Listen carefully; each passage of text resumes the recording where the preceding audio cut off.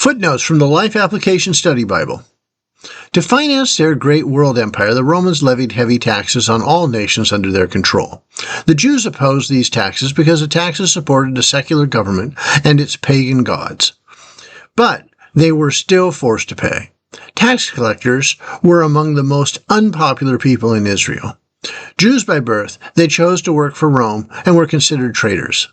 Besides, everyone knew that tax collectors were making themselves rich by gouging their fellow Jews. No wonder the people muttered when Jesus went home with the tax collector Zacchaeus. But despite the fact that Zacchaeus was both a cheater and a turncoat, Jesus loved him, and in response, this tax collector followed Jesus.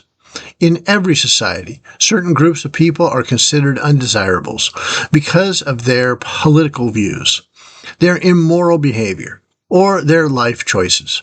We should not give in to the social pressure to avoid these people. Jesus loves them, and they need to hear the good news. Judging from the crowd's displeasure, Zacchaeus must have been a very crooked tax collector. After he met Jesus, however, he realized that his life needed straightening out. But his first step, making restitution to those he had cheated with generous interest. Zacchaeus demonstrated inner change by outward action. By giving back 4 times the amount he had cheated them out of, he may have been admitting he stole the money. Normal restitution was 20%. Following Jesus in your head or heart alone is not enough.